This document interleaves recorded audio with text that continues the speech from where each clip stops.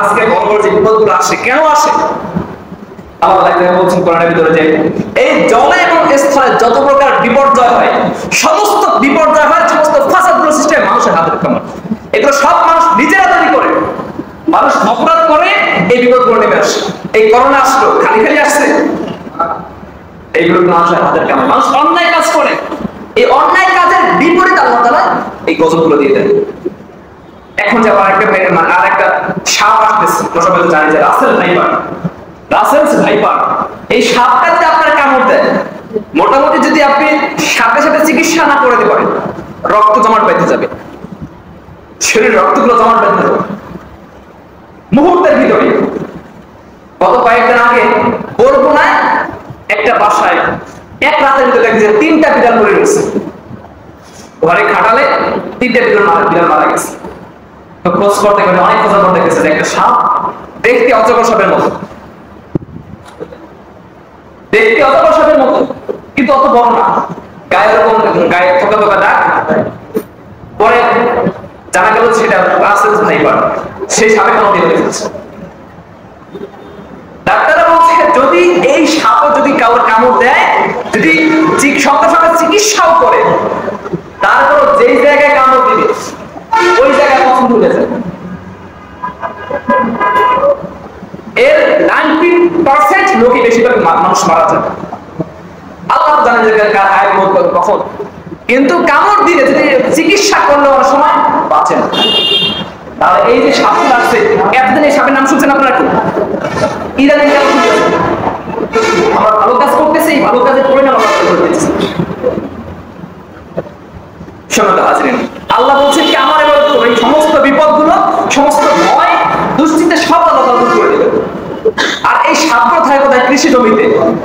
আর একটা দেশের কৃষি খাত যখন অচল হয়ে যাবে, সেই দেশের মানুষের অবস্থা কেমন হবে? বিশেষ করে যেই অঞ্চলে বেশি সাপ দেখা গেছে ওই অঞ্চলের মানুষগুলো, মানে কৃষকরা বেশি চড়া দাম চাইতেছে, মানে বেশি টাকা চাইতেছে, নাহলে কাজ করবেন। তারা জীবনের ঝুঁকি নিয়ে চাইতেছে, অধিকাংশ মানুষগুলো সেই জায়গায় সরে যাচ্ছে।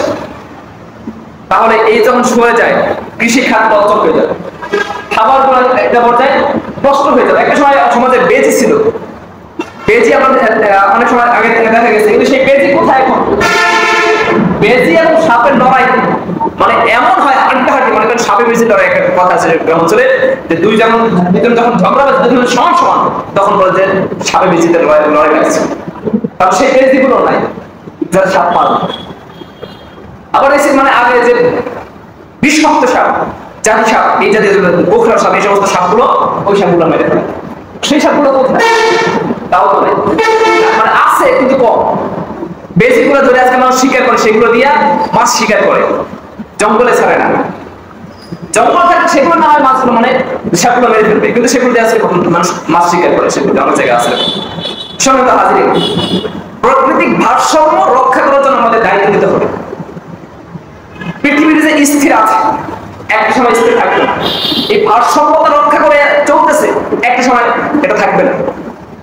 এই যে গাছ অক্সিজেন দেয়, গাছগুলো আজকে কাটা হচ্ছে।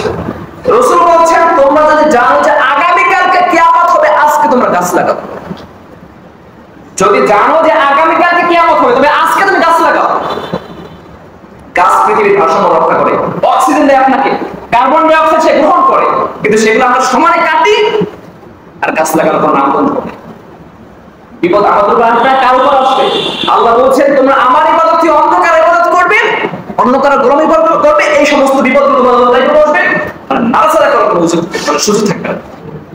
গতকালকে আগুন ছাড়াতে এই সাপ ধরা পড়েছে, রাসূল এবার আগুন ছাড়াতে ধরা পড়েছে। তাহলে এগুলো আপনাদের কাছে চলে আসছে, এখন সময় আছে আল্লাহর কাছে ফিরে আসেন, সিজদা দেন, নামাজ পড়েন, আল্লাহর কাছে কাঁদেন, না হলে বিপদ থেকে রক্ষা করবে এমন কে আছে? আর অন্য সাপে আপনি আঘাত করলে তখন সে আপনার কামড় দেয়, কিন্তু এই সাপে আঘাত করা লাগে না, আপনার খুঁজে কামড় দেবে।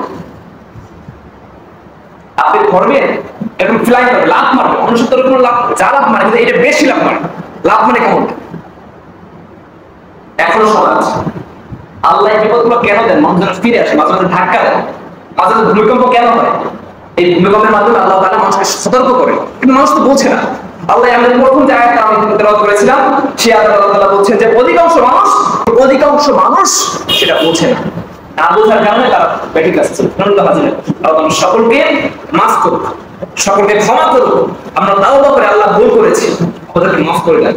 আমরা সঠিক পথে আসতে চাই, আল্লাহর কাছে ফিরে আসতে আল্লাহ আশা করা যায় যে এই সমস্ত বিপদ থেকে, সকল প্রকার বিপদ থেকে আল্লাহ রক্ষা করবেন।